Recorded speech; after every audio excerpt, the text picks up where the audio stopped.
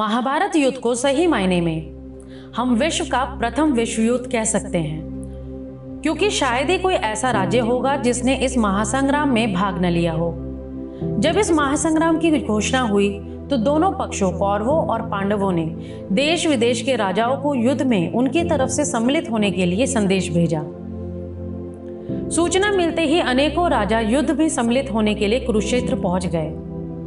इनमें से कुछ पांडवों तो कुछ कौरवों की ओर से युद्ध में उतरे। सभी महारथियों की सेनाओं को मिलाकर कुल 45 लाख से ज्यादा लोगों ने इस युद्ध में भाग लिया था। अब प्रश्न यह उठता है कि इन 45 लाख लोगों के लिए भोजन कौन बनाता था और यह सब प्रबंध कैसे करता था। और सबसे अद्भुत बात कि इतने सैनिकों के लिए न तो भोजन कभी कम पड़ा और न ही कभी भोजन व्यर्थ हुआ। आखिर यह चमत्कार कैसे हुआ?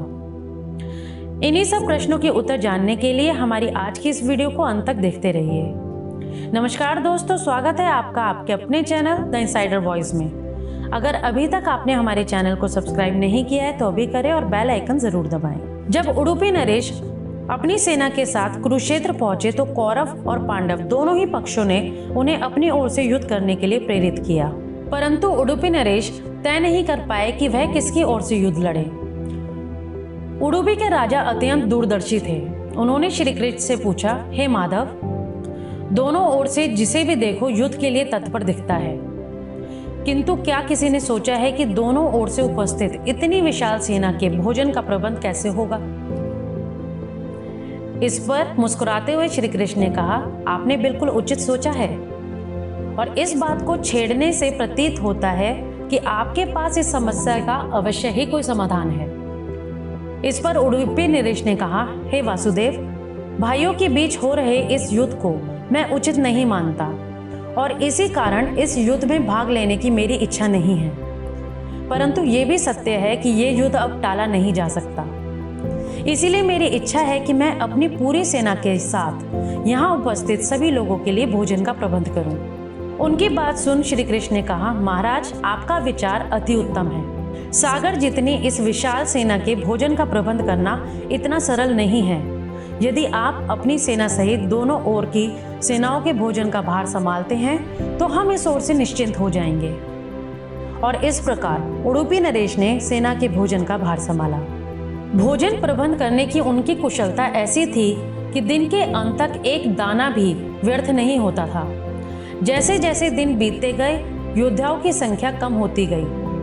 दोनों ओर के योद्धा ये देखकर आश्चर्यचकित रह जाते थे कि हर दिन के अंत तक उडुपी नरेश केवल उतने ही लोगों का खाना बनवाते थे जितने लोग वास्तव में उपस्थित रहते थे। इतनी विशाल सेना के भोजन का प्रबंध करना अपने आप में ही एक आश्चर्य था, और उस पर भी इस प्रकार कि अन्न का एक दाना भी बर्बाद ना हो, ये तो किसी चमत्कार से कम न था।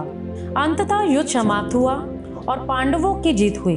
अपने राज्याभिषेक के दिन आखिरकार युधिष्ठिर से रहा नहीं गया और उन्होंने उडुपी नरेश से पूछ ही लिया कि हे महाराज, समस्त देशों के राजा हमारे विजय की प्रशंसा कर रहे हैं, किंतु मुझे लगता है कि असली प्रशंसा के पात्र आप हैं, जिन्होंने न केवल इतनी विशाल सेना के लिए भोजन का प्रबंध किया, अपितु ऐसा प्रबंध किया कि अन्न का एक दाना भी व्यर्थ न हो पाया। मैं आपसे इस कुशलता का रहस्य जानना चाहता हूँ। तब उडुपी नरेश ने कहा, आप जिसे मेरा चमत्कार कह रहे हैं वो भी श्री कृष्ण का ही प्रताप है। ऐसा सुनकर वहां उपस्थित सभी लोग आश्चर्यचकित हो गए। तब उडुपी नरेश ने इस रहस्य पर से पर्दा उठाया और कहा, हे महाराज, श्री कृष्ण प्रतिदिन रात्रि में मूंगफली खाते थे। वे जितनी मूंगफली खाते थे उससे ठीक 1000 गुना सैनिक अगले दिन युद्ध में मारे जाते थे। अर्थात अगर वे 50 मूंगफली खाते थे तो मैं समझ जाता था कि अगले दिन 50,000 योद्धा युद्ध में मारे जाएंगे, और उसी अनुपात में मैं अगले दिन कम भोजन बनवाता था। यही कारण था कि न भोजन कभी कम हुआ और न ही कभी भोजन व्यर्थ हुआ। श्री कृष्ण के इस चमत्कार को सुनकर सभी उनके आगे नतमस्तक हो गए। आपको हमारी आज की ये वीडियो कैसी लगी कमेंट करके जरूर बताएं। तो फिर मिलते हैं हमारी अगली वीडियो में, तब तक के लिए नमस्कार।